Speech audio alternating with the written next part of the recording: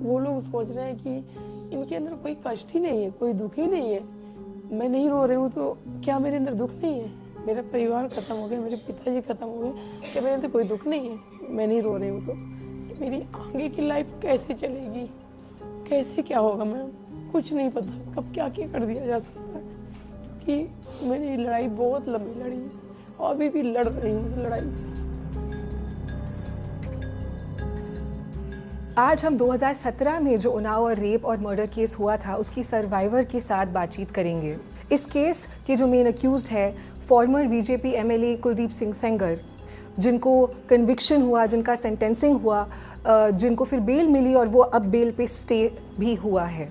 लेकिन आज हम उस केस से थोड़ा हटकर, थोड़ा दूर जाकर हम सर्वाइवर से जानना चाहेंगे कि उनकी ज़िंदगी कैसे बदली है। उनको हम थोड़ा और नज़दीक से जानेंगे। और जैसे आप बोल रहे थे कि आप बरेली में पले बड़े हैं और उसके बाद आपको उन्नाव लेके आए थे आपके पापा। आपके ऐसे दोस्त या रिश्तेदार हैं जो इस केस के बाद आपके टच में हैं या नहीं हैं? मैम वो इतना डर चुके हैं, इतना उनको डर हो गया है कि वो सामने नहीं आ सकती, क्योंकि मुझे अपनी लड़ाई अपने अकेले लड़नी है। वो लोग हमारे साथ नहीं खड़े होंगे क्योंकि वो डरे हुए हैं। वो सामने से आके नहीं बोल सकते ये चीज़, चाहे कितना भी कोई कह ले, कितना भी हमारा परिवार उनसे बोलते कि हमारे उसमें बोले। जो लोग हमारा भी साथ दे रहे हैं वो भी डर गए हैं, वो भी डरे हुए हैं, क्योंकि इतने बाहुबली नेता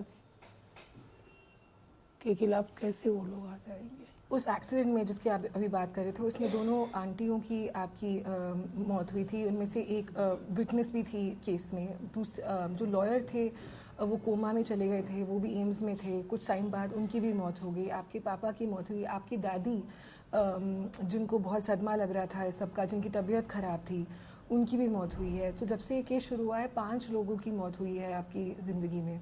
तो जब आप देखते हैं कि आपके साथ इतना सब हुआ है तो कभी कभार आपको लगता है कि आप कितने टाइम तक ये लड़ाई लड़ते रहेंगे?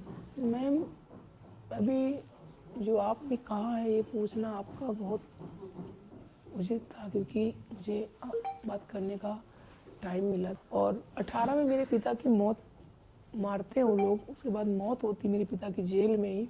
मेरा यही कहना है कि अभी किसी की भी तेरहवीं नहीं हुई, मेरी दादी की भी नहीं हुई, मेरे पिताजी की भी नहीं हुई, मेरी चाची की भी नहीं हुई और मेरी मौसी की भी तेरहवीं नहीं हुई। मुझे तो पता नहीं, मुझे भी एक्सीडेंट हो गया था, मैं तो वेंटिलेटर में थी 6 महीना।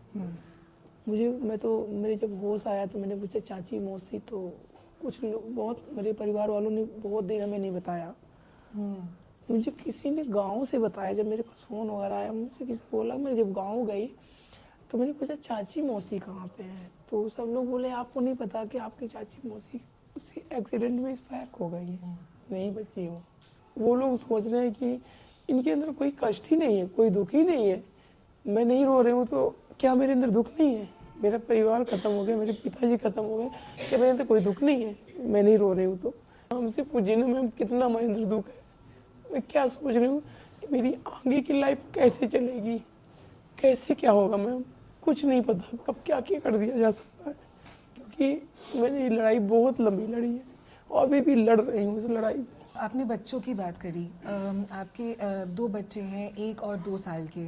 वो सब करने में आपको क्या क्या दिक्कतें हो बहुत रही हैं? दिक्कतें हुई। अपने 2 महीने के बच्चे छोड़ छोड़ के मैंने इस केस की पैरवी की है अकेले। मैंने अपना अकेले केस लड़ा है, अभी भी पैरवी कर रही हूँ, अभी भी लड़ाई, क्योंकि मैं ही अकेले रह गई हूँ लड़ने के लिए। मैं अपने बच्चे छोड़ छोड़ के गई हूँ, घर में कोई सुरक्षा नहीं है मेरे बच्चों की, ताकि देख सके कोई अदर पर्सन तो आके मेरे बच्चों को नहीं उठा के ले, क्योंकि मेरी सास जब तक डंडा लेके खड़ी होगी जब तक तो बच्चों को उठा के लेके चले जाएंगे। कोई भी लेके जा सकता है। लाइफ टाइम में मैं अपने बच्चों की जिम्मेदारी ले ही नहीं सकती, कब खत्म कर दिए जा सकते हैं मैम, कोई भरोसा नहीं है कब क्या हो सकता है। वो गांव भी एक तरीके से बटा हुआ है, क्योंकि कुछ लोग हैं वहाँ पे जो उस तरफ के विटनेस है और कुछ लोग के यहाँ इस तरफ के विटनेस है। तो गांव में कैसा माहौल है आपको पता है क्या? मैम गांव में मैं तो जाती नहीं हूँ, कभी कभी जाती हूँ तो मैम मुझे जाना भी था, बट लेकिन ऐसा ऑर्डर हो गया तो मुझे अंदर से डर सा हो गया, क्योंकि मैम उनके लिए सुरक्षा 5 सुरक्षाकर्मी कुछ नहीं है मैम। वो कहीं से भी गोली चला सकते हैं। जांच तो होती रहेगी, कार्रवाई होती रहेगी। कुलदीप सिंह सेंगर और शशि जी के बारे में हमने काफ़ी पढ़ा हुआ है, उनकी सेंटेंसिंग कन्विक्शन के बारे में, लेकिन जो और 3 लोग हैं, शुभम, नरेश और ब्रिजेश यादव, जिनको आपको बेचा गया था 60,000 रुपए में, इन तीनों के बारे में उनकी वो कहाँ पर हैं अभी? वो अभी बेल पे मैम वो हैं? लोग बेल पे हैं, बाहर हैं। और मैम अभी ये सीबीआई कोर्ट में बहस चल रही है, मेरे बयान हो चुके हैं, सिर्फ जजमेंट आना है। मैम अभी उनको सजा नहीं हुई है और भी बाहर टहलना है। मैम खतरा तो उनसे भी है ना मुझे। हाँ जी। ऐसी कोई चीज़ है जिसके बारे में आप बात करना चाहेंगी जो अभी तक किसी मीडिया वाले ने आपसे पूछा नहीं हो? मैम मीडिया वालों ने ये चीज़ पूछे नहीं कि आपके फोटोज वीडियोस, परिवार की फोटोज वीडियो लेके आप एआई द्वारा बना के सीआरपीएफ तो मेरे साथ चलती है, दुनिया देख रही है, सरकार को भी पता है, होम मिनिस्टर को भी पता है। एआई से बना के मेरे हाथ को फोटो लेके सीआरपीएफ को टच करा रही है, एआई द्वारा बनाया जा रहा है। मैम मैं चीज़ दिखा भी सकती हूँ, मेरे पास फोटोज भी है। बिल्कुल। तो ये चीज़ क्या जनता को करना उचित है? कुछ लोग ऐसे हैं कि मेरी फोटोज को दुनिया में उजागर कर रहे हैं, जान पहचान कर रहे हैं, ताकि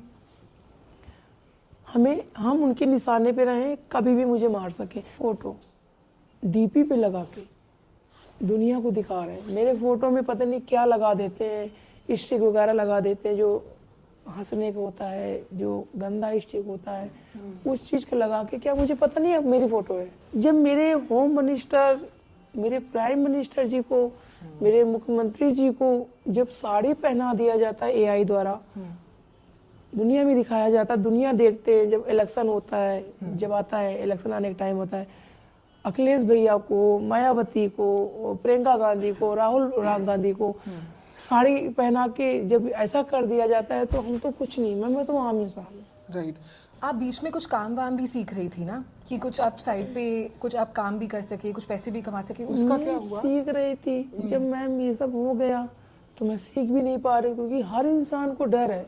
जहाँ मैं सिलाई सीखती भी थी, वो खुद डर चुके, बोला बेटा मेरे भी बच्चे हैं, मेरे भी परिवार है, आपके साथ ऐसा हो रहा, कल को वो लोग पता लगाएंगे कि आप यहाँ सिलाई सीख रही, यहाँ कंप्यूटर सीख रही, यहाँ पे पार्लर सीख रही, तो कुछ भी हमें भी थ्रेट पहुँचाया जा सकता है, क्योंकि बेटा आपकी लाइफ कोई नॉर्मल नहीं है। पर आप चाहेंगे कि आप वापस कुछ सीखें और खुद अपनी कमाई करें? सीख सके ताकि मैं आगे बढ़ूं, अपना जीवन, अपने बच्चों को पाल सकूं, अपना परिवार चला सकूं, क्योंकि परिवार में कौन है मेरा।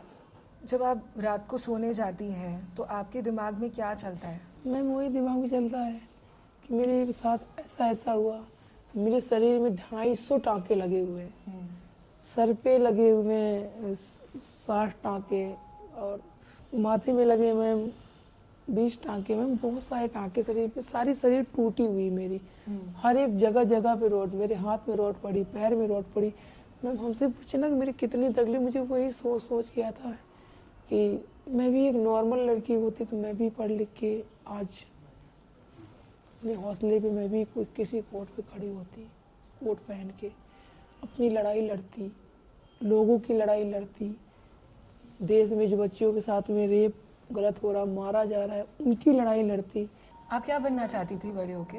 मेरा सपना था कि मैं एक एडवोकेट बनूं, लोगों की, बच्चों की लड़ाई लड़ूं। 1 साल बाद अगर सब अच्छा चले, आप क्या चाहेंगे कि आप 1 साल बाद आपकी ज़िंदगी कैसे दिखे? मैम वापस क्या चाहिए? मैं अपना पिता तो वापस ला नहीं सकती हूँ, ना अपना परिवार वापस ला सकती हूँ। मेरी फैमिली है, मेरा परिवार है, इनको सबको सेफ रखा जाए लाइफ टाइम तक, और मैं अपने कानून, अपने सरकार के निगरानी में रहूं, ताकि मुझे कोई थ्रेट ना पहुंचा पाए।